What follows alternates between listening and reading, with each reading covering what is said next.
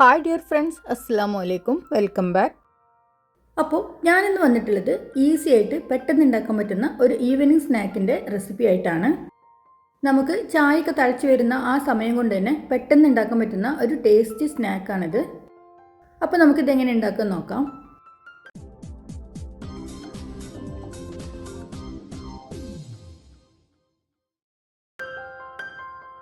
അപ്പോൾ ഇതാ നമ്മളുടെ ഈവനിങ് സ്നാക്ക് ഉണ്ടാക്കാനായിട്ട് ഞാനിതൊരു ബൗളിലേക്ക് 2 മുട്ട പൊട്ടിച്ച് ഒഴിച്ചു കൊടുക്കുകയാണ്.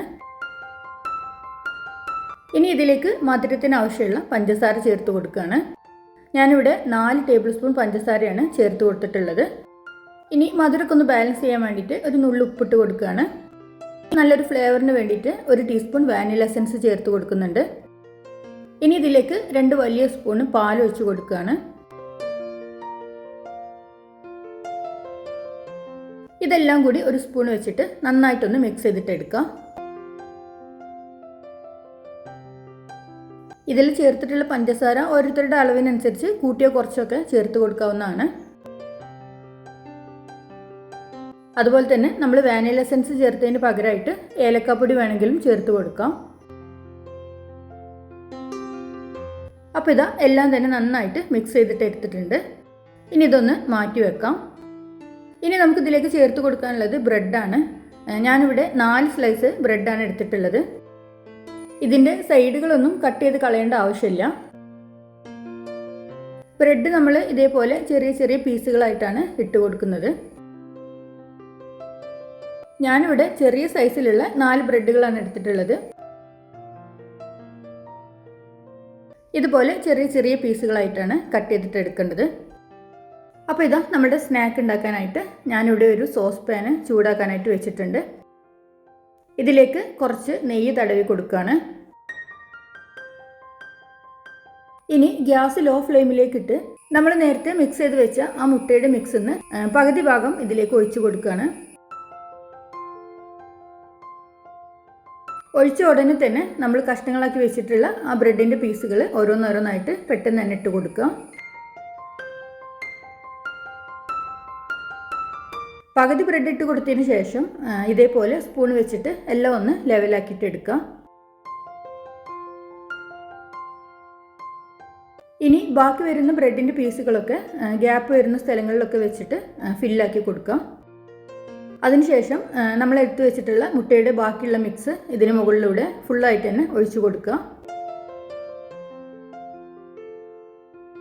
ഇനി ഒരു സ്പൂൺ വെച്ചിട്ട് ഇതേപോലെ പൊങ്ങിക്കിടക്കുന്ന ബ്രെഡുകളൊക്കെ ഒന്ന് ലെവൽ ചെയ്ത് കൊടുക്കുക.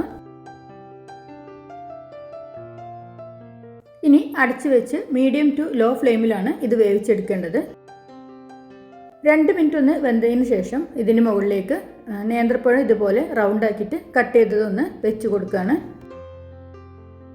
ഇത് ഓപ്ഷണലാണ്. നമ്മൾ കാണാനുള്ള ഭംഗിക്ക് മാത്രമാണ് ഈ പഴം വെച്ച് കൊടുക്കുന്നത്.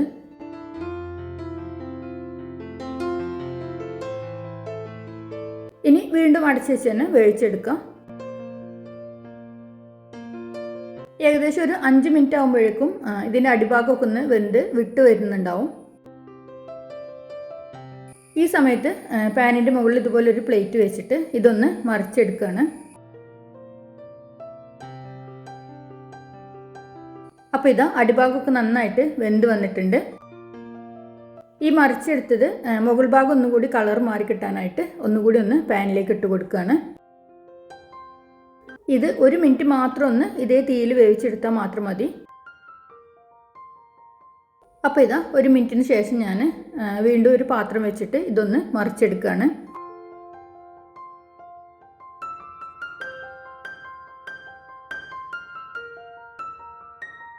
അപ്പോൾ ഇതാ നമ്മളുടെ ടേസ്റ്റി ആയിട്ടുള്ള ഈവനിങ് സ്നാക്ക് ഇവിടെ റെഡി ആയിട്ടുണ്ട്. നമ്മളുടെ വീട്ടിലുള്ള ഇൻഗ്രീഡിയൻസ് വെച്ചിട്ട് തന്നെ നമുക്ക് പെട്ടെന്ന് ഇത് റെഡിയാക്കി എടുക്കാവുന്നേ ഉള്ളൂ. നല്ല സോഫ്റ്റാണ്. അതുപോലെ തന്നെ കുട്ടികൾക്കൊക്കെ എന്തായാലും ഇതിൻ്റെ ടേസ്റ്റ് ഇഷ്ടപ്പെടും. അപ്പോൾ എന്തായാലും ഇതൊന്ന് ട്രൈ ചെയ്ത് നോക്കുക. ഇത് കട്ട് ചെയ്യുമ്പോൾ തന്നെ നിങ്ങൾക്ക് മനസ്സിലാവും എത്രത്തോളം ഇത് സോഫ്റ്റായിട്ട് കിട്ടിയിട്ടുണ്ട് എന്നുള്ളത്. അപ്പോൾ ഇന്നത്തെ ഒരു വീഡിയോ എല്ലാവർക്കും ഇഷ്ടപ്പെട്ടു എന്ന് കരുതുന്നു. ഇനി ഇതുപോലെ നല്ലൊരു വീഡിയോയുമായി വീണ്ടും കാണാം. Good bye.